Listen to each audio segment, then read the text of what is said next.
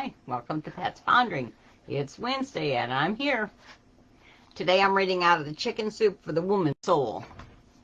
These are the neatest short stories. They really give you inspiration.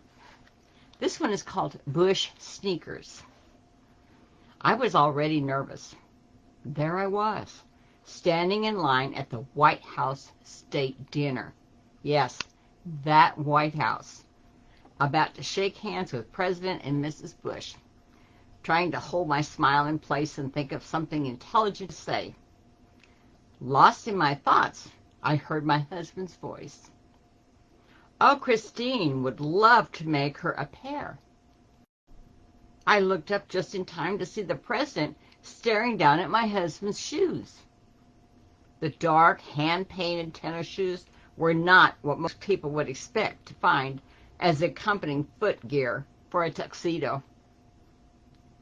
Over the years, while my husband, Wally Amos, was out promoting his famous chocolate chip cookies, I created unique works of art on his clothes, including my most recent venture with footwear. The next few seconds remained a blur to this day, but the upshot is that Wally volunteered me to paint a pair of sneakers for the president's wife, Barbara.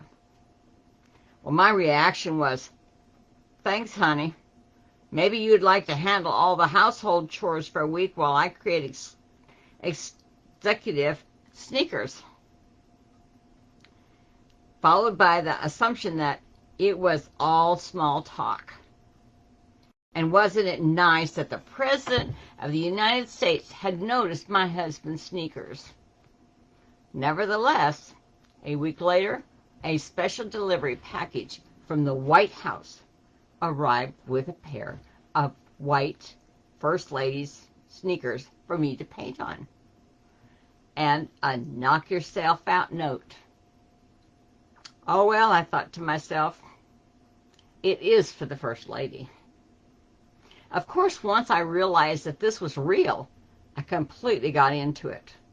I painted pictures of Millie the dog, the grandkids, books for Mrs. Bush's support to the literacy, rainbows, suns, palm trees on the tongues, the sides, the laces.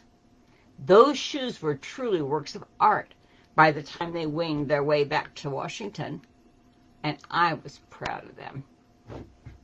Suddenly, I found myself checking the mail on a regular basis to see what the response was.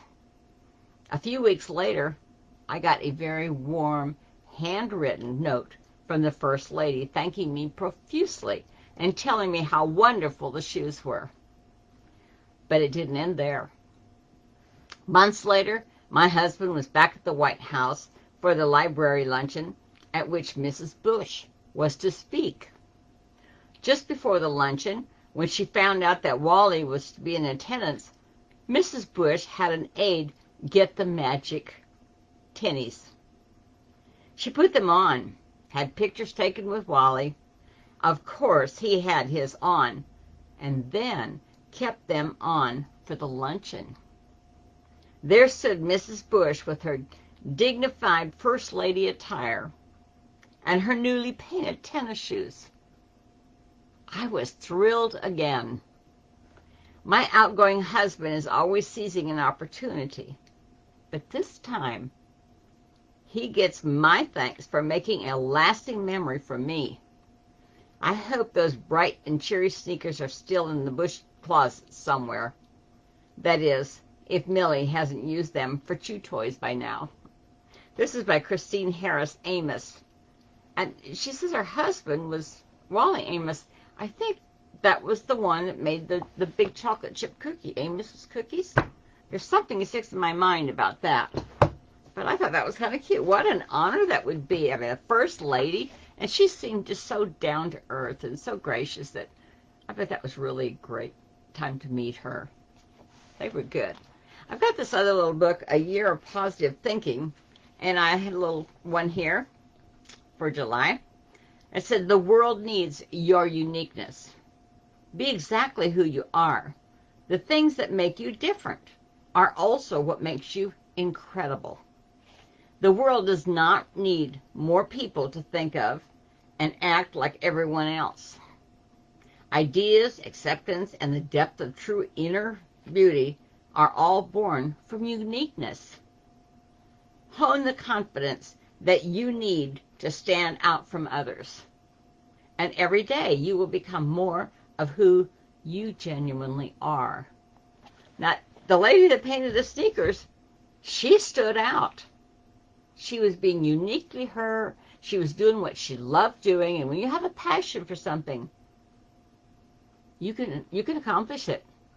When I do life coaching, I talk to people about their dreams and where they would like to be. And I'm that bridge to where they are and where they would like to be. And you know what? If God puts that passion in our hearts, He also gives us the ability to accomplish that dream. If you'd like to have a conversation with me, I would like you to go to patackleroth.com/conversation.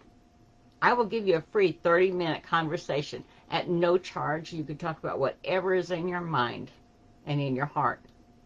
So have a good time. Be unique. Don't be afraid of being different, because sometimes that's the most exciting friends I've ever had. Were the ones that were just a little bit different. They didn't just follow the path like everybody else does. I hope you have a friend like that. Better yet, why don't you be one? Give me a call. We'll have a nice talk. Thanks for now. I'll see you next week. Bye-bye.